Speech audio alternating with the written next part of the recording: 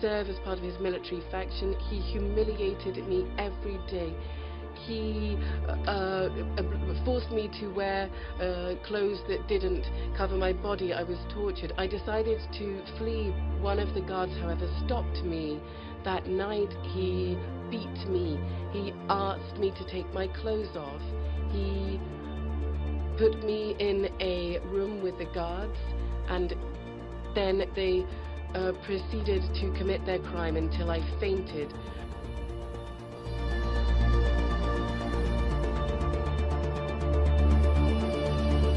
If you have been keeping up with current events, then you know that there is a radical Islamic terrorist group called ISIS. You probably already know about the homicide that ISIS is committing. One thing the public is not really aware about is what's going on behind the walls of ISIS. The public needs to know about the sex slaves and the child soldiers. Life as a child soldier in ISIS is an unpleasant one. Oftentimes, young boys and girls are abducted and forced to train hard. Over the duration of their training, these children are usually not given the adequate food and water needed to survive. These children are frequently training relentlessly while starving or on the verge of collapse due to dehydration.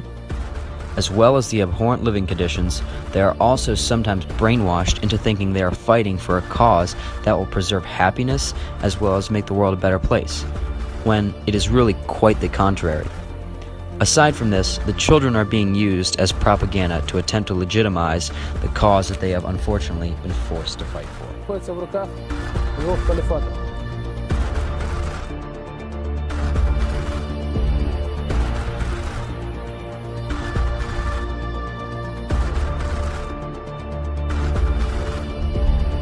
И обращаемся к каждому, кто вздумал шпионить за муджахидами и мусульманами. Мы не почувствуем ни пощады, ни жалости. Some prisoners of war, others stolen from their homes, and even some join ISIS. Bottom line, none of the women expect the full horrors of what they would face as ISIS sex slaves. These women are given the bare minimum of food and water, sold into a master who rapes the women how much or how often he pleases. Many women lose consciousness or are even killed when they are forced to have sex with their masters. These women are tortured and they are treated like objects. They are prone to STDs and have very small lifespans.